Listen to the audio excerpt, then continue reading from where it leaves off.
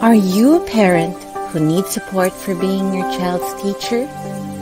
Do you need some encouragement as you facilitate your child's learning at home and everywhere else? Or maybe you just need to take a break and connect with fellow parents? If your answer is yes, then join us on the Educating for Life show. Join us, Mariel Ukienko, Michelle Perdelanan, San Unson, and Tina Rodriguez, the homeschooling moms behind the Philippine Homeschool Convention and online events like the Connect Homeschooling and Intentional Parenting Summit, as we share about different topics related to home-based education and everything in between. Watch our episodes on our Facebook page, Events by EFL, and on our YouTube channel. We hope that you'll join us because Educating for Life is all about supporting families and valuing education. See you there!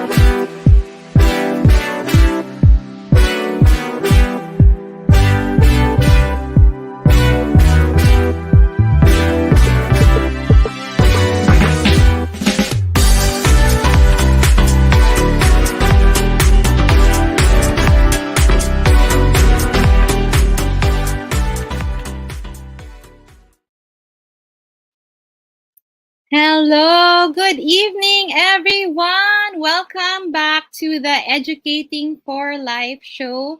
Here, live streaming from the Events by Educating for Life Facebook page, our YouTube channel, Events by EFL, and also on the Educating for Life page. I am Tina Rodriguez, and I'm so happy to be here with you tonight. Unfortunately, my fellow moms from EFL, Marielle, Michelle, and San, could not make it tonight because they are on mommy duties, on driver and mommy duties, homeschooling mom duties. So please bear with me. Unang-una, disclaimer, this is live and I have a baby here at home who might need me anytime. So bear with me if you will hear crying or noises in the background or children suddenly coming in to say, Mama, kailangan ka ni baby. Okay, so before anything else, I just want to thank you again for joining us. Please put in the comments naman from where are you watching. I can see people tagging their friends. Thank you so much, Iam and Chavez, for tagging your friends, and everybody else who's tagging. Si Erica, thank you so much. Good evening, Mommy Bianca. Mommy Bianca is a homeschooling mom, a fighter homeschooling mom, and we are praying for her healing. She is check out her page. My mom is a fighter, PHIGHTER. She's battling a serious disease now, and the homeschooling community is rallying to help her. Thank you for always joining our live streams, Mommy Bianca. Thank you again so much, everybody, for joining us. So we're back again. As I said, EFL is back for a special season because we are preparing for our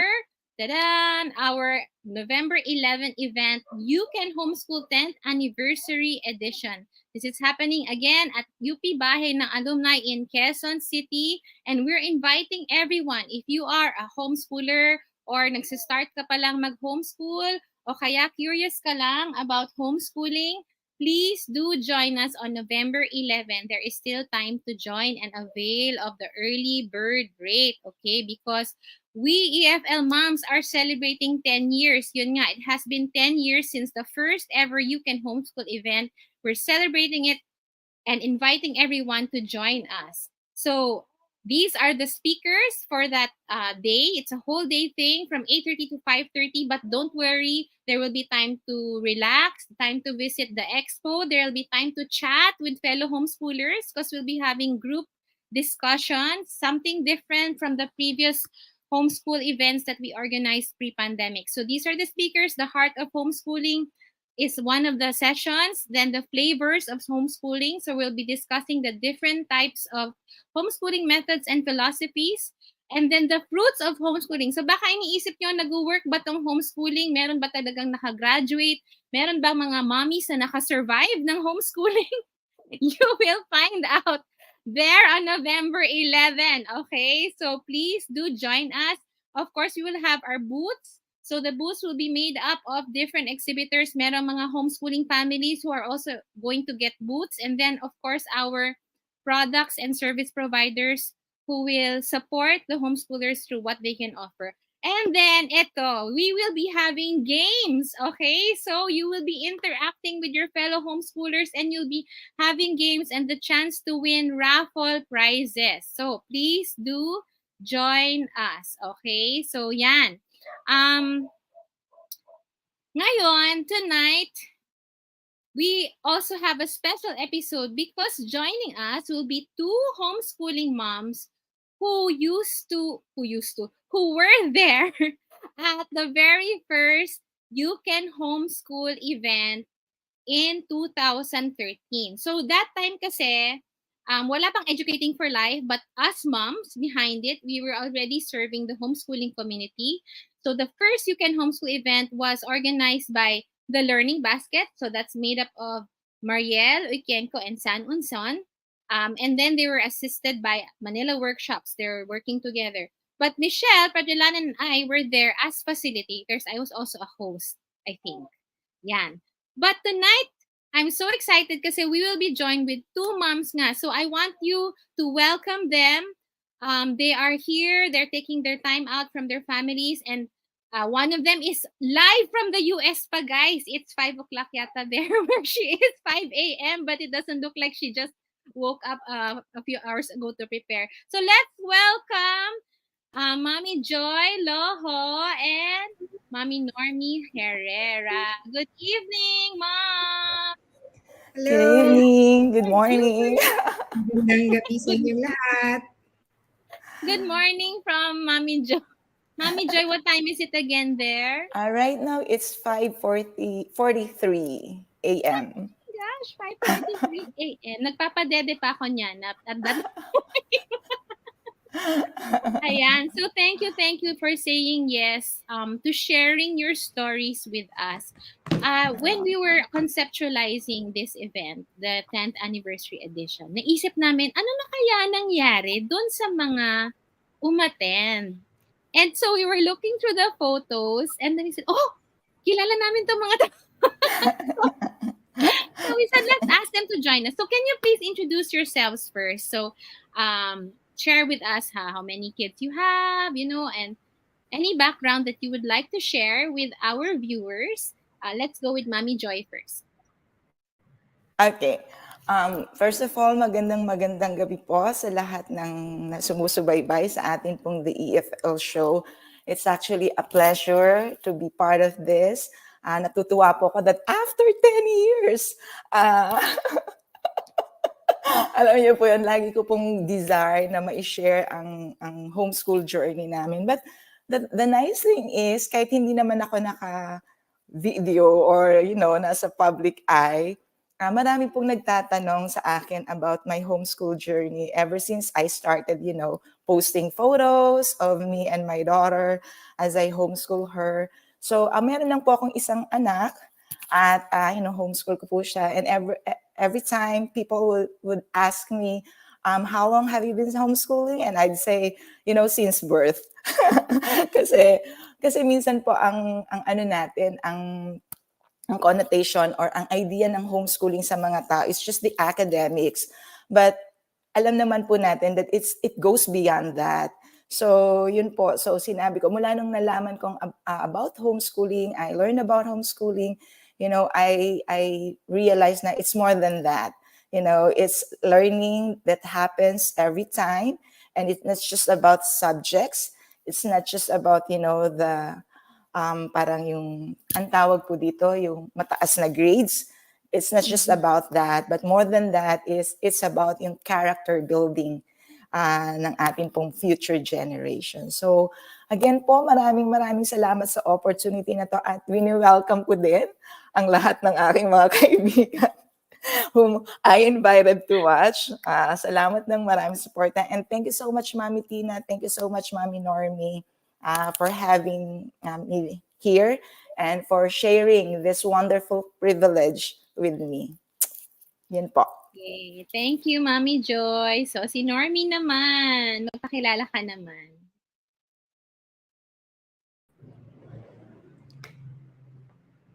Ayan. Magandang gabi po sa inyong lahat. Ako naman po si Normie Herrera. Ayan. Ako po nung time na nag-start yung You Can Homeschool Conference, Tina, I just have one child pa lang noon. And my firstborn was 1 year old. And I was actually pregnant with my second. But now, I have 3 kids. So, yung bunso ko is 1 year old. And yun, tama sabi ni Mommy Joy, yung homeschooling talaga wala siyang grade level. Kasi parang when you first decide na talaga na you're going to homeschool, parang conceiving pa lang sa womb, parang homeschooled ka na anak. Yun. So, yun. So, I have now 2 kids that I'm homeschooling and a toddler in tow. Kumbaga, hindi pa siya official na homeschooler talaga. But again, we're learning in life naman eh. So, you don't necessarily have to be enrolled, di ba, to be learning. So, ayan, yun po ang aming buhay. And my husband is a pastor. I'm also one of the leaders in our church. But I'm a homemaker po. And yun po. Pero may mga on the side ako, mga advocacies like breastfeeding, yan. And then I'm also part of the Gentle Birth in the Philippines. So yung mga ganun, I'm helping out moms in their season, in their families. Yun po. Yay! Thank you for sharing. Oh, member din ako dyan sa sa mga advocacies. Normie. Gentle Birth in the Philippines. Ayan, shout out sa Gentle Birth in the Philippines. Um, so I really am amazed nga, no? Kasi parang ako din, I realized when I was looking at the photos of the 2013 event, no, I was hosting and facilitating the group sharing with a baby. And then in November, my baby ulit hawak. So parang walang nagbago. pero Pero what I realized is that baby is now taking care. She's the one taking care of the baby that we have now, no? While I'm doing the show. So a lot has happened. I want to ask you, do you remember why you chose to attend that event, yung 2013? Why did you decide to sign up? So let's start siguro with Mami Normie. Kanina na una si Mami Joy. Oo. Ako, yung totoo, it's actually for Yes. my husband. Okay. Kasi, no, really, kasi at that time, syempre, I have friends kasi who are already homeschooling. And so I've Mhm. also joined some groups, nagre-research na ako, nagre-read na ako. And I quite remember, I actually am following yun nga, yung blog nila Mariel. And then I was also reading your blog and blog nila. May mga homeschoolers at the time. And somehow I have an idea na about homeschooling. But my husband, kahit anong explain ko, parang lagi naka-question mark. So, aside from I want to join and be a participant there so I can learn more and yung experience ba to be with other homeschoolers in person, it was something also that I was looking forward to kasi I will be learning with my husband. So kumbaga, hindi na lang ako yung may alam about homeschooling and also we can be on the same page when it comes to educating our children. Kasi ang hirap ng go na go ako sa homeschooling tas yung asawa ko, ay hindi, ano yan, ayoko ng ganyan, itong gagawin natin. So it would be difficult for our family if magkaiba kami ng vision for our children's education. So sabi ko, alika, attend tayo dito. And then we also invited some of our friends there. So nakita ko yung pictures namin. Nakakatuwa lang because it was really helpful for me at that time na even if I had an idea, parang mas na-solidify lang yung decision ko to homeschool when I attended the conference. So I'm also so grateful for Educating for Life. Actually, what you've been doing ever since, it has helped so many homeschoolers in their journey sa kanilang home education. So thank you so much sa inyo na nag-start nito. Naiyak ako. Yeah, so I showed kanina, I don't know kung nakita nyo, this is Normie and her husband attending. They're the ones in the foreground, no? Tapos nag-post pa si Normie with one of our speakers back then, si Tammy C.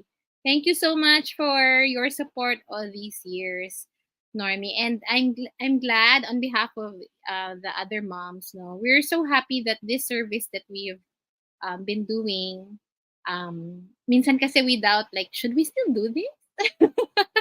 But well, I'm sure all of us know when we help others, sometimes we doubt if there is any fruit talaga. But hearing your stories, it's really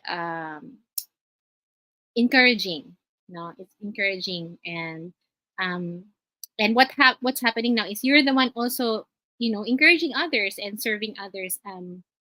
I know you co-hosted a podcast, diba? Charlotte Mason Philippines, tama ba? Oh, podcast Yes, with Gina. with Gina. Yes. Yeah, with Gina Roldan. And she's gonna be one of our panelists there on November It's 11. Ayan, ikaw exciting. naman. Kaya talagang looking forward to it, no? Yes, ayan. So, ikaw naman, Joy. What made you join the You Can Homeschool event in 2013? Actually, I was really curious about it because the first time I heard about homeschooling, I was 5 months pregnant with my daughter. Yeah, we were in Boracay. It was still vivid and clear to me kasi yung ninong at ninang namin who also were our bosses in the company where we were working, they mentioned about homeschooling and it was something new to me. Like, it's like a coined word for me because I've never heard about homeschooling. So I was like very curious. I was like, how did you do that? And their daughter grew up to be a very fine young lady. So I'm like, okay, I want to be, I want to do the same thing. kung ano man yung magiging anak ko at that time, whether a girl or a boy, I want to make sure also na, magiging maayos din yung pagpapalaki ko. And of course, it starts with education, education with the heart. So at that time, I was looking for the best school. Siyempre, di ba tayong mga mommy, pagka first time natin, lahat gusto mo best, lahat gusto mo pinakamaganda. So I was looking for the best school in QC kasi at that time we were residing in QC. And then, yeah, our Ninong and Ninang mentioned about homeschooling. And so I was really curious. And parang tinanong, ano yung homeschooling? Do you put the school at home? Something like that. And that was also my idea when I first attended. I actually asked, nag-ask pa ako, no, what do you mean by that? May blackboard ka din ba? And you also give uniform? Tinanong ko talaga yon kung mag-uniform pa ba yung anak ko para lang mag-homeschool. And then, this first conference was really like an eye-opener for me, and also like a game changer. Kasi, talagang binuksan niya yung isipan ko about homeschooling. And since then, parang, alam mo yung parang gutom na gutom ka and uhaw na uhaw ka that you want to learn more. And that was not the end of yung attending ko ng conferences. Kahit nga yun nga, sabi nga ni Mami Iti na may dala-dala pa siyang baby.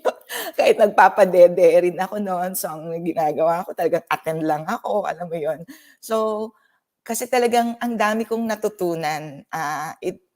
The first home, sabi ko nga kay Ma'am Tina, pinadala ko sa kanya na ano yung mga natutunan ko. The first event 10 years ago encouraged me really to do homeschooling. Tinuruan ako nito na, sige, kaya mo, you can homeschool. You can actually homeschool. Kasi, di ba, although I'm a teacher by profession, kasi sinasabi ng iba, kailangan kasi teacher ka, kaya mo. No, that's a fallacy. That's a misconception. Hindi dahil teacher ako by profession, kaya kong mag-homeschool. Actually not. Kundi dahil merong mga taong pwedeng sumuporta sa'yo at dahil din meron kang determinasyon at pagmamahal na gawin yon. Di ba? Wala namang imposible sa taong determinado. So, yun yung naging curious. I need and I want to learn so much. What is homeschooling about? And it didn't disappoint. Oh, thank you for that, Mami Joy. I didn't know na teacher ka talaga. So, it's something that, something new, no? And I want to show you yung picture of Mami Joy there. Can you see where she is? Ayan. So, that was during the group discussion time at the first You Can Homeschool event. And we will be doing it also this November, no? Kasi yung mga previous big events, yung Philippine Homeschool Convention, walang time for that. Parang may mga breakout kasi, di ba? May mga everybody will go to their own sessions. Walang time to interact. And we were thinking, for our first post-pandemic event, for our first post-pandemic face-to-face event, let's do it differently. Let's go back to how we started. And I'm sure kasi yun yung hinahanap ng mga parents, no? The time to interact, the time to talk to each other. So my next question naman is for the both of you now. What were the main lessons that you learned from that event, and how did these help you in your homeschooling journey? Mami Joy, you already mentioned a bit about it, no? Kanina, what your takeaway was. So let's start with Mami Normie. Like, what did you take away from it? And paano ka natulungan this past 10 years? Kasi you're still here. You're still Yeah. Oo nga. Maraming takeaways actually, but the major ones were first and foremost yung the discipleship of your children. Kasi like what Mommy Joy said, yung homeschooling is not just academics. It's really more of molding the character of your children and really setting them up for life. So, yun, the talk that yung mga speakers at that time, sobrang dami nilang mga wisdom na na-impart. But the one that stuck to me most, yung kina Pastor Dennis C. tsaka kay Miss Tammy. And yung how they were able to really remind the parents that more than teaching the academics, it's really the heart that we teach first. So, dun pa lang, kumbaga, sabi ko nga sa husband ko, parang, yes, we may be, kumbaga, part, at that time, hindi pa pastor yung husband ko eh. But the idea that we have this homeschooling aspect to help us raise our children in the faith, parang that gave us more confidence to really pursue it. Kumbaga, yun talaga yung gusto namin eh, na we will be able to really be the main influencers of our children sa kanilang buhay. So, yun po. Tsaka yung another thing is yung how you are able to custom fit the education for your child sa strengths nila, kung saan sila medyo needing more help. Kumbaga, ang daming mga speakers nun who were able to share about how to teach mga ganitong subjects or lessons. And that was very helpful for me kasi naisip ko, ay, kaya ko pala. Kahit like what Mami Joy said, kahit hindi ka teacher, hindi ka professionally teacher or hindi ka trained as a teacher, kaya mo magturo, di ba? And sabi ko nga, tayo mga nanay, natural tayong teacher eh. Di ba? Hindi naman natin kailangan talagang magkaroon ng kumaga credits or qualification na nag-aral ka sa ganitong universidad para maging teacher ka. So, yun, na nakita ko na, ay, okay, kaya ko pala. Kasi meron naman palang mga tools na ganito that will help me. And I don't really have to fully rely on myself kasi meron din namang mga tao that I can tap to help me and support me in my home education sa mga anak ko. And also yung another talk that I really, really like was yung talk ni Elijah. Actually, it was a talk of sila Edric and sila Joy, but one that really blew me away. Sabi ko nga, I remembered I posted something before about it that of all the speakers that sila magaling, but he is the one who stood out the most. Wherein it gave me a picture of a child who is homeschooled. Sabi ko, ito yun eh. Ito talaga yung convincing factor na it works. It actually works. And how confident he was to actually talk to these parents, yung mga mas matatanda sa kanya. And he was sharing about his knowledge about stocks. Eh ako nga, parang ilang taon na ako nun, ano yun? Paano yung ginagawa? Paano mo nagagawa yun? And he was so eloquent. He was so, ang tawag mo dyan, he was so knowledgeable about the topic. And not only that, yung honor and respect niya for Joy and Edric was really exuded in how he was speaking. So sabi ko, gusto ko ganito yung anak ko. Sige, mag-homeschool tayo ha. So, and my husband was also equally, kumbaga parang impressed by it. And in the same way, mayroon din kami mga friends who are homeschoolers and we've seen their children also. Sobrang sabi namin, iba yung values nila, iba yung character nila, and how they are able also to put excellence and priority in their studies, even the academics. So sabi ko, this is what we want for our children also. Kaya sobrang, grabe lang talaga, sobrang helpful talaga yung conference na yun for me to really help me sustain my home education even up to now. Ayan. Thank you for sharing, Normie. Ang galing talaga when you hear yung stories of homeschoolers, homeschooled kids, no? Kasi parang may isip mo na, okay, pwede pala. I mean, it works. I mean, I'm not gonna fail my kids, no matter what happens, no? So I think it's really, I like what you emphasized about character, no? Yung discipleship and character, because really that's what we also emphasize, no? Na yung character comes before curriculum. And we really want to focus on that. Ikaw naman, Joy, you want to share what Of course. Yan, go ahead. Yes. So, nabanggit ko na kanina yung it encouraged me. So, talagang nakapag-encourage sa akin na I can homeschool. Kasi kahit pa sabihin mong teacher ka, iba naman kasi yung setup sa traditional, di ba? So yung homeschool, yung conference na yun, it opened my eyes, as I've mentioned a while ago, that, na kaya kong gawin to even if I'm just at home, tinuturuan ko yung anak ko. And then yun nga, nag-stood out din sa akin yung kay Elijah, Na parang sabi ko, oh, look at his confidence, and he's talking about stocks and investments, and I don't even know about it. And yet he's like, he's doing it like he's into it really. So sabi ko, I want my daughter to be, like very confident then when talking to people and also when sharing his or her experience. And so na-encourage ako na sige mag-homeschool ako kasi kaya ko.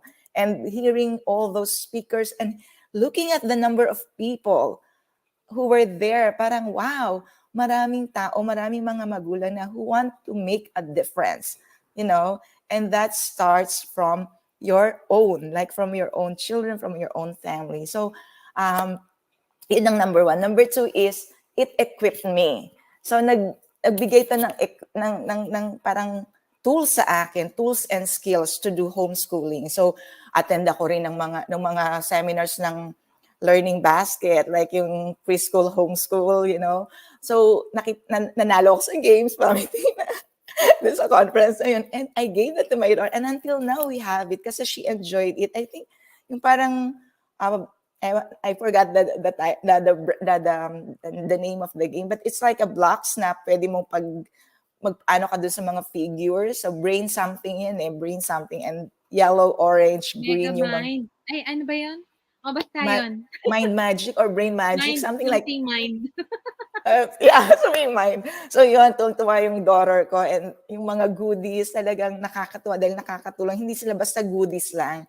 You know what? Yung parang hindi lang sila basta binigay sa'yo. So, yun, it keep me kasi nakita ko na marami palang mga tools na pwedeng gamitin. Na-open ako dun sa Charlotte Mason, kasi hindi ko naman alam yun before na pwede itong gamitin para magawa mo yung dapat mong gawin bilang nanay na nag-homeschool. Kasi ang hirap para sa isang baguhan na meron isang bagong konsepto na gagawin mo na hindi ka equipped. And you will feel that, no, it will be a failure if I'm not equipped. So this first conference really equipped me to be able to do it as a homeschooling mom.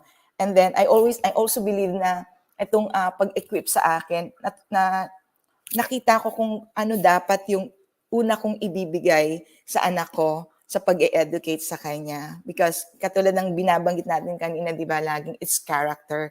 Because I believe that the heart of education is the education of the heart. So lagi akong naniniwala ako doon na unang-una, it is the heart. Like ko sinasabi sa anak ko ngayon, what is this if this is empty? You can be the smartest person in the world, but if you don't know how to express kindness, if you don't know how to deal with people, then this will all be nothing. So it really matters here. So in-equip ako ng first conference. And then the third one is it empowered me. Alam mo yon, yung parang, yun nga, hindi naman ako expert, pero parang na-empower ako to empower other families. Like, yun nga, nagpo-post ako ng pictures kasi natutuwa ako doon sa ginagawa namin ng anak ko. So, alam mo yon. And then people will start asking me about, Ate Joy, nag-homeschool ka? What's homeschooling? And then, may mga magtatanong sa akin. And I remember yung sister ko, syempre nauna siyang magkaroon ng baby.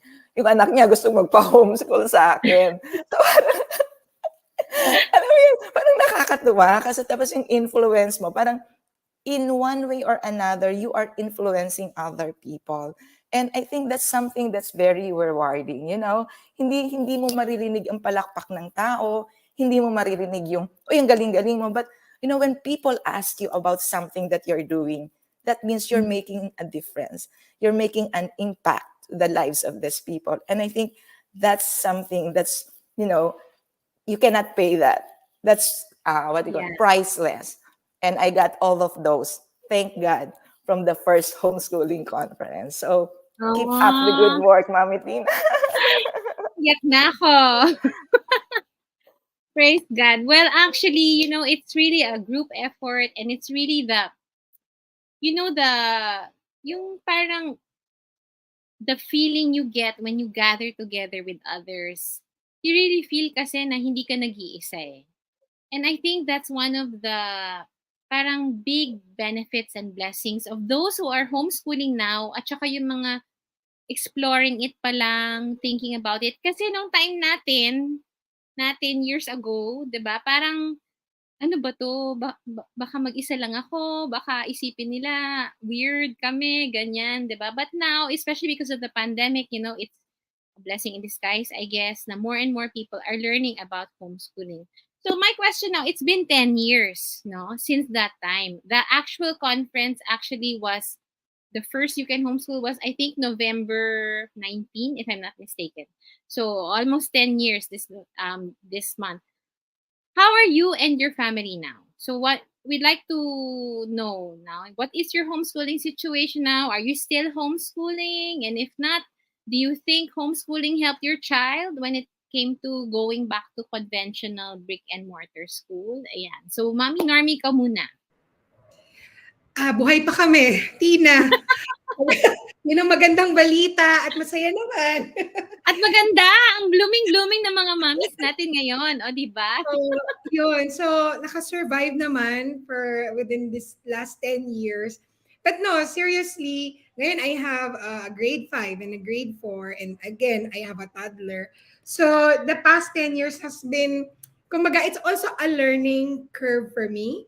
Kasi I started with, like, the conference that I attended, yun nga yung You Can Homeschool has helped me. So, pero iba pa rin kasi pag i-apply mo na.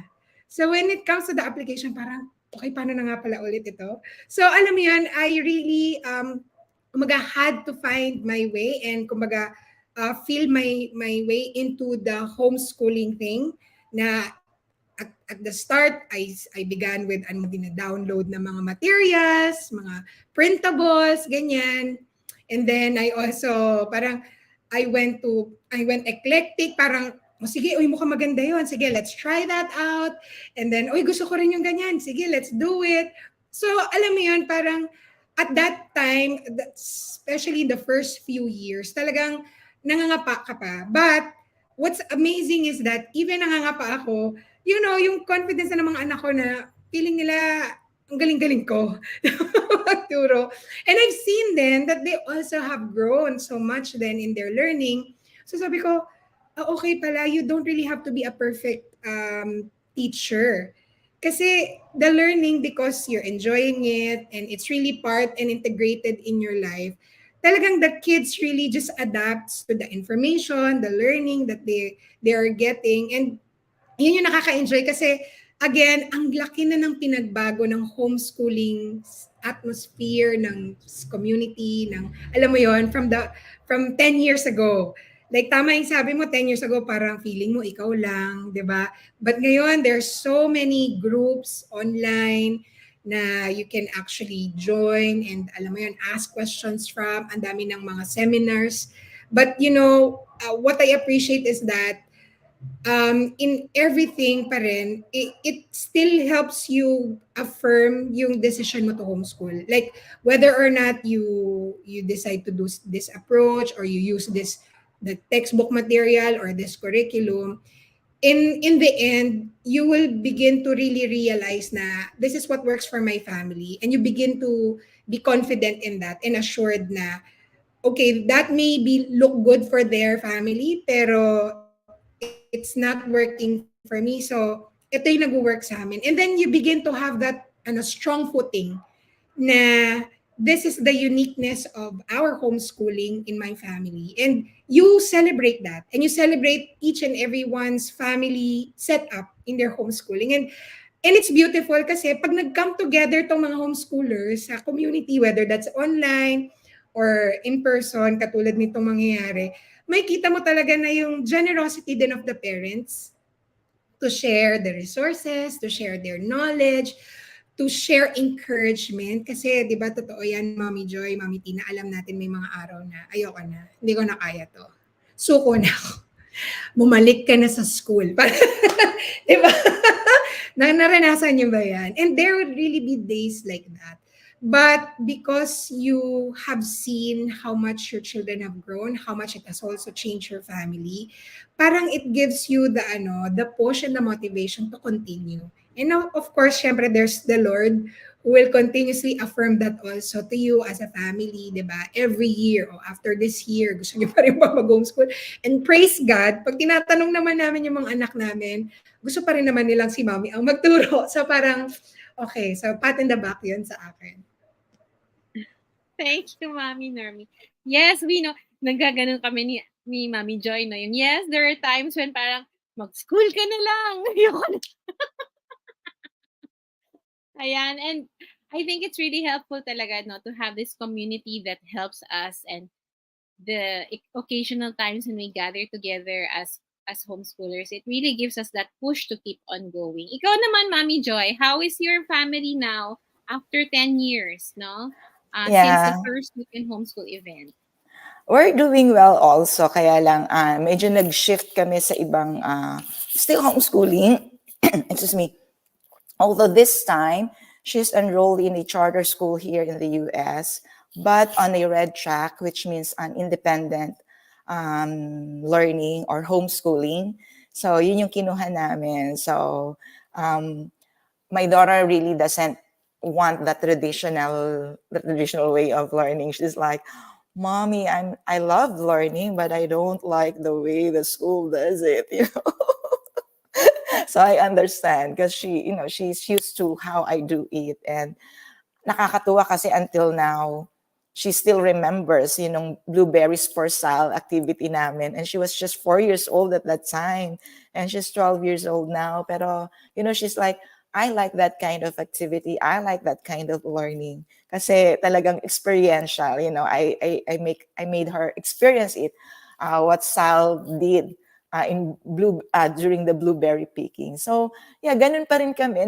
Homeschool pa rin, pero this time more structured than before. I know what you're saying, Mami Normie. Sabi ko sa kanya, if you don't cooperate with Mommy, I'll send you to school. Akala ko ako lang yung ganon. So, kasi diba, parang, tama ka, Mami Normie. There's no such thing as a perfect mom. But there is such thing as a, best mom. Like you want to be the best to your daughter, to your sons, or to your children. So, alam ko lahat ng mommies, walang mommy sa mundong ito na magsabing, I don't want to be the best mom for my children. Lahat tayo gusto nating maging best. Although we're not perfect, but we're always doing our best, trying our best. And katulad ng nasabi ni Mami Normie, yeah, it's all about, God who is strengthening you. Kasi the reason we homeschool is because we believe that this is where God led us God led us to. So I was like, every time people will ask me before na bakit ka nag-homeschool, I just remember now, my father, sabi niya sa akin, bakit wala ka bang pampaaral sa anak ko?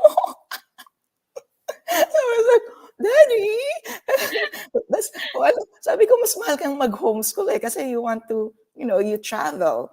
Like you want to show the real life sa anak mo. Like for example, it's not just in the books, textbook na makikita na yung mga museums. And before the pandemic, we used to travel a lot para ipakita dun sa anak ko yung mga, alam mo yun, yung mga nakikita niya sa books para lang ma-experience niya actually. So mas magastos siya actually. Pero akala nila dahil nagtitipid ka, kaya ka nag-homeschool. So anyway, tama yung sabi din ni Mami Normie, pag nakikita mo yung marami, there's beauty in diversity. Kanagang God created us to be like different. Iba yung structure nila, iba yung pamamaraan ni Mami Normie, iba yung pamamaraan ni Mami Tina.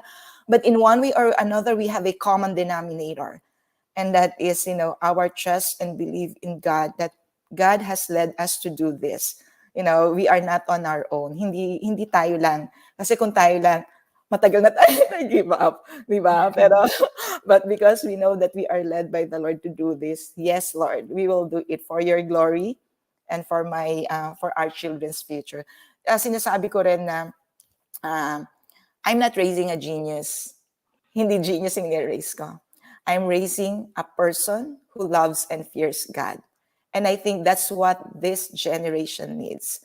Ito ang kailangan ng henerasyon natin. Ito ang kailangan ng mundo natin, na magkaroon ng mga God-fearing generations kasi sila yung mag-change ng mundong ito. So, kaya hanggang ngayon, nag-homeschool kami. And I also ask her, Mami Norm, Mami Tina, I also asked her, do you still want to homeschool? And she's like, of course, I want to stay with you, you know. And I'm like, okay, until middle school. And she's like, no, until high school. And it's like, okay, when you're in college, you have to go to the university. And she's like, can we do homeschool in college?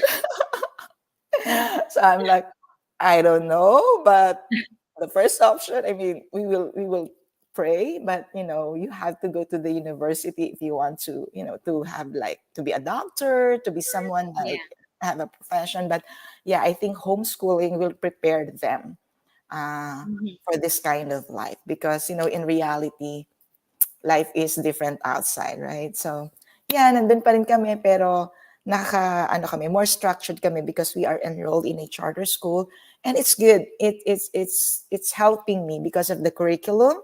So on track kami sa curriculum, and she's doing it. Medyo may pressure. Unlike nung indie kami, we've always been independent. For some reason, I tried enrolling in a provider, but the door had always, parang lagi siyang nag-close sa amin. And I don't know why. Pero sabi ko, because maybe this is what the Lord is leading us to do.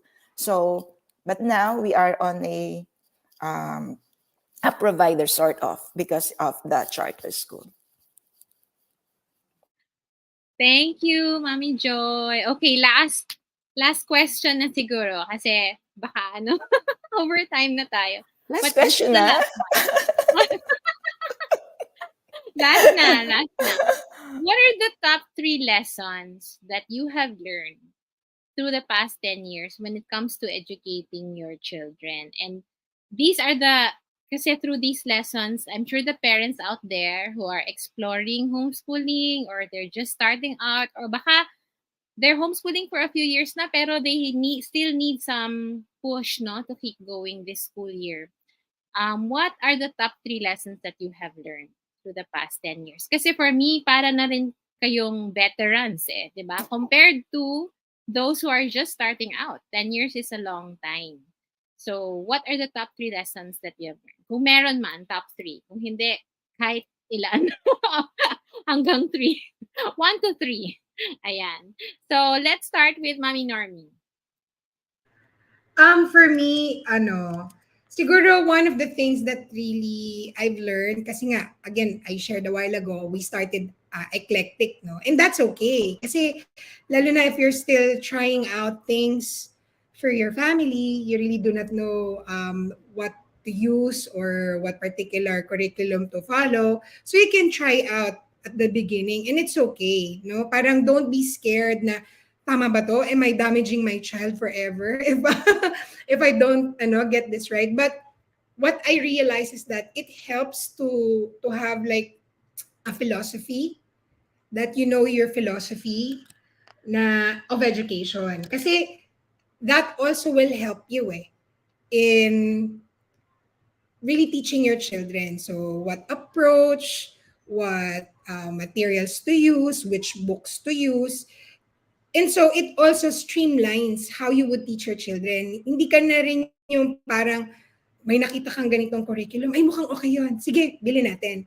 Pero hindi mo siya magagamit. So masasayang lang. Alam mo yon. So when you begin to really understand the kind of education you want to do for your children or you want to apply in your home education, it will really help a lot. Parang mas magiging maliwanag ang buhay. Kumbaga, I mean, at least for me, that has helped a lot. And again, sabi ko nga, it's unique for every family. Like, what works for me may not work for another. Like, for us, we follow the approach of Charlotte Mason. But for another family, for them, they see Montessori as something that's really workable for the child that they're teaching. Or another is talagang they want to do unit studies, and that's okay. Again, sabi nga ni Mami Joy, I love that word that you mentioned, the diversity. Kasi again, when you teach talaga, you cannot just box one approach lang din So it's really making sure and knowing your children and what works for them, what would help them learn with the best potentials that they can have. So yun, and also The thought lang na, while, it's true, we can homeschool, but expect moments that you cannot. Alam mo yun? Because, life happens. Either another child will come, so newborn stage. So yung napaka-pristine mong schedule, magugulo because may bagong baby. Alam mo yun? Or the enthusiasm of your children. Talagang kahit na anong rarara mo, Mommy, I just don't wanna do this. Parang, oh my gosh. So kahit nasa mood ka, mawawala ka rin sa mood kasi wala sa mood yung anak mo. And so, you need to also understand the atmosphere of your home. You don't have to push it if it's not really, alam mo yon, they're not really in the go mood or mode na mag-aral. Just spend time. But that's the beauty of homeschooling eh. Na you can stop where your lesson is and just spend time, bond together and all that. And then resume. No, without the fear na ay baka ma-delay yung lesson namin or nako baka hindi niya magawa tong mga activities na to kasi you can always adjust, and that's wonderful with when you do homeschooling. And another siguro for the parents, lalo na if you're still exploring or you're still really thinking na ito pa rin ba yung para sa atin, is it still homeschooling for our family? One of the things that I would like to encourage you with is that teaching your children is really not upon us eh. It's really a partnership with God. First and foremost, it's the Holy Spirit who teaches our children. And kumbaga parang we are just instruments in the hands of God when it comes to teaching our children. So it's really very important, lalo na kung sa mag-asawa, you pray. You really pray na you ask God, is this, for this season, is this still something that you want us to pursue, Lord? You want us to continue?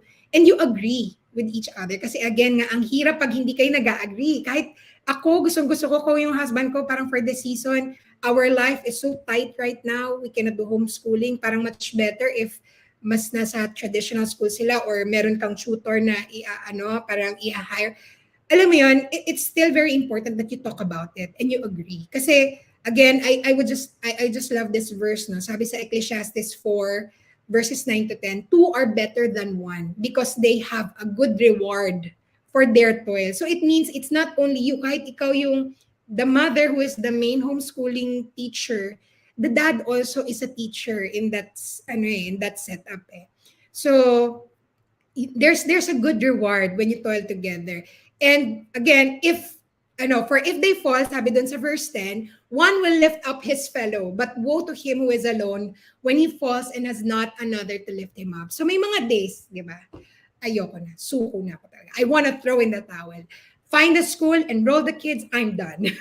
May ganyan akong drama sa asawa ko. And then my husband would remind me, di ba, this is the reason why we decided this, we prayed, it was confirmed by the Lord, and this.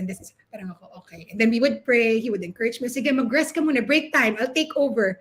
So alam mo yun, it's a beautiful, parang synergy between a husband and a wife to do this together. But again, siguro, if you're like a single parent, parang paano ako, wala akong asawa, anong gagawin ko? Yung be part of a community that will help you enhance yourself as a parent and as an educator. And again, there's a lot of materials, tools, curriculum, and yung mga webinars like this, seminars that Educating for Life provide to help you and encourage you and empower you, sabi ni Mommy Joy, to do this homeschooling for your children. So yun lang yung aking ma-impart sa ating mga viewers. Thank you so much, Mommy Normie. That's true, no? The power of having a supportive husband, spouse, or partner, and if you are not, if you're a solo parent, community talaga is important. And of course, remembering that there is somebody bigger than us holding everything together when things feel like falling apart. It's so encouraging kasi for moms especially to know na di tayo nag-iisa on the days na parang ayaw na talaga natin. Yan, sila Mariel, San, and Michelle ay witnesses to my days na ako kasi yung there's a new baby again. Ganun ako yun eh. So parang sila talaga yung kaya mo yan, it's just a season, di ba? So, there's really the strength that comes from knowing that you are not alone. Ayan. Ikaw naman, Mami Joy, care to share your top lessons learned Yeah, along the dahil siguro homeschooling nga tayo, kaya halos may similarities, no, yung mga lessons na natututunan natin. So, I think first thing na lesson na natutunan ko is you can homeschool. Alam mo yun, parang I'm not saying it's easy. It's gonna be easy. What I'm saying is you can do it. Like, it's doable. And dahil mayroon tayong community, sabi nung famous proverb, di ba, it takes a village to raise a child.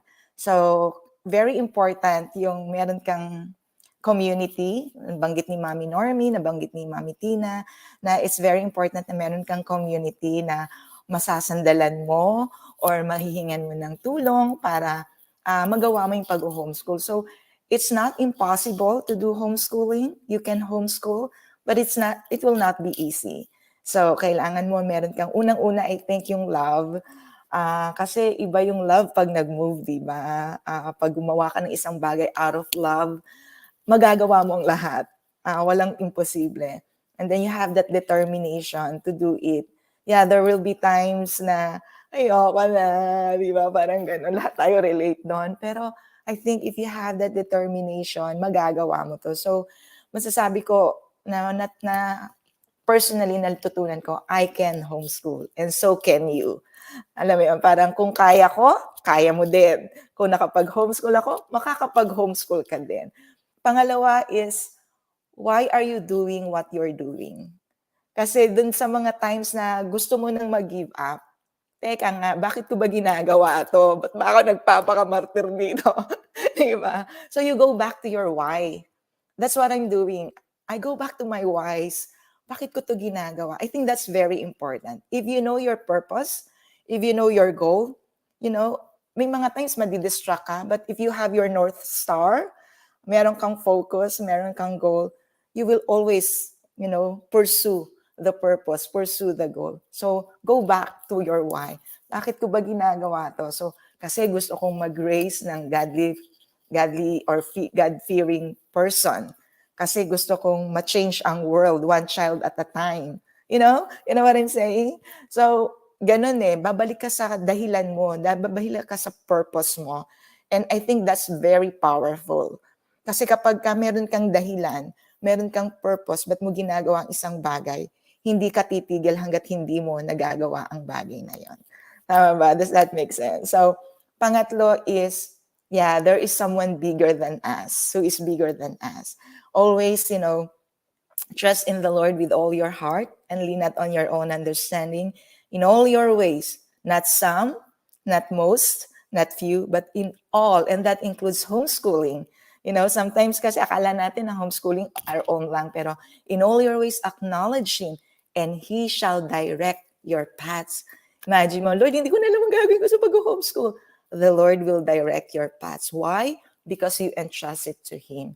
And nababanggitin ko rin sana yung Ecclesiastes. Pero ang nasa ko naman is homeschooling takes three. God, you, the husband and the father and the mother, and me, the kid.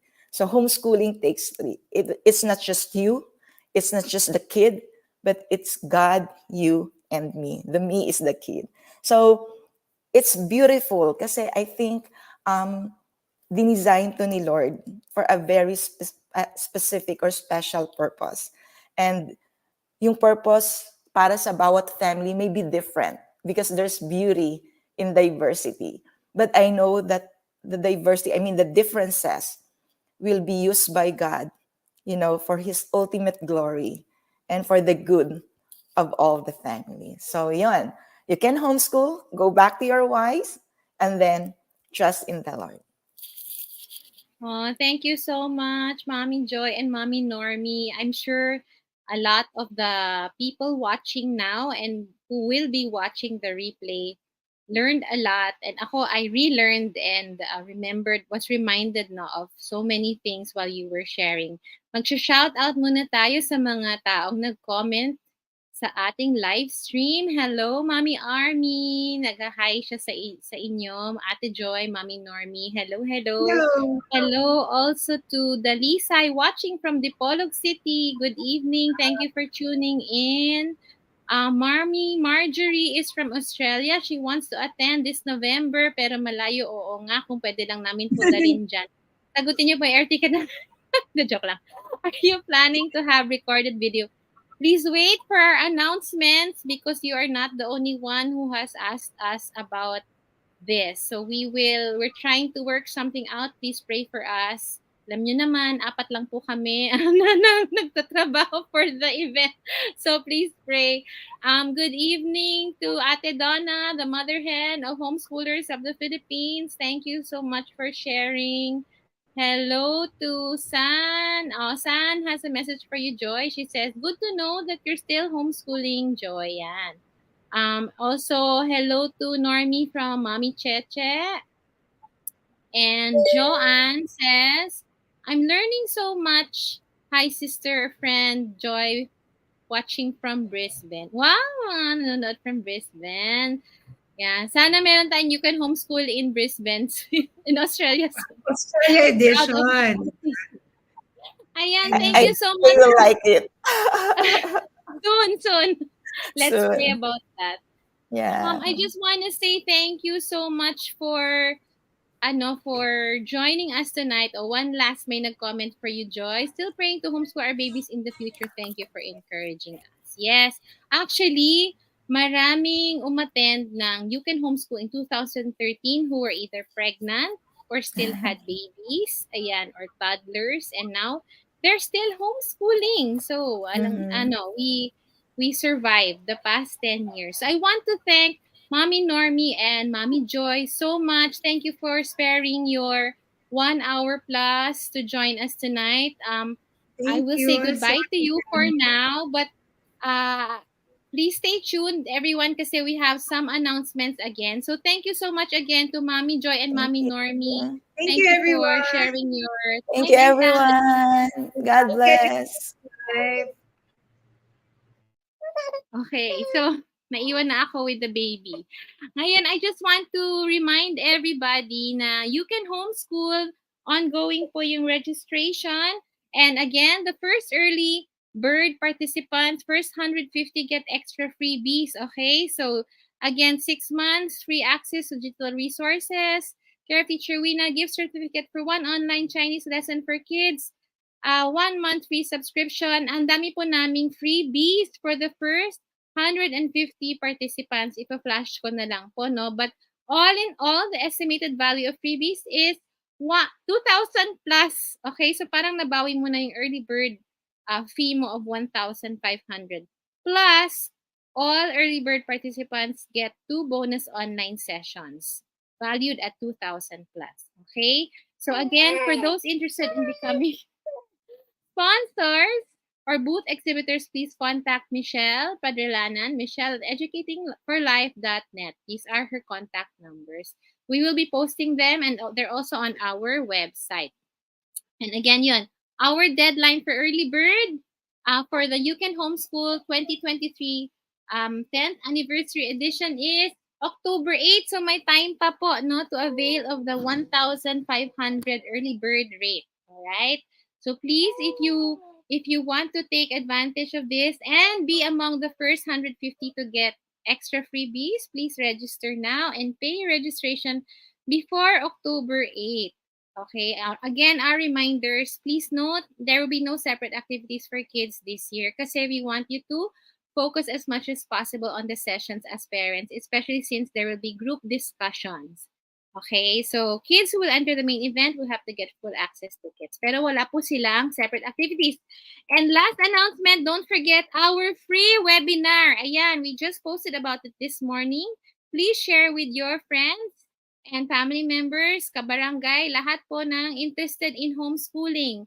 We have a Homeschooling Made Easier free webinar on September 29, 8 p.m. via Zoom. Limited slots lang po ito. So please do register and ask your friends to register. This is completely free. Okay, so go to Educating for Life okay, to register. Ayan, go to register to educatingforlife.net. All right, so these are the topics that will be covered: homeschooling in the Philippines, an easy guide to getting started, and also easy homeschool planning. So Marielle and San will be the ones to give those talks. All right. So ayan, meron pa ba akong ibang reminders? Wala na. Next week, don't forget to join us next week. We have again 2 moms who joined us in 2013. Sila Mommy Minol Alano and Mommy Karen Chua. They'll be sharing how homeschooling changes our family. So tune in next week for the show. Ayan, buti na lang, patapos na po tayo at meron na po akong baby na kailangan palitan ang diaper. So thank you again so much for joining us. We hope that you will stay safe, and remember, if you want to join us on September 29, it's a free webinar. And also, we hope that you can join us on November 11 at UP Bahay ng Alumni. Thank you and see you next week. Goodbye, good night, and God bless.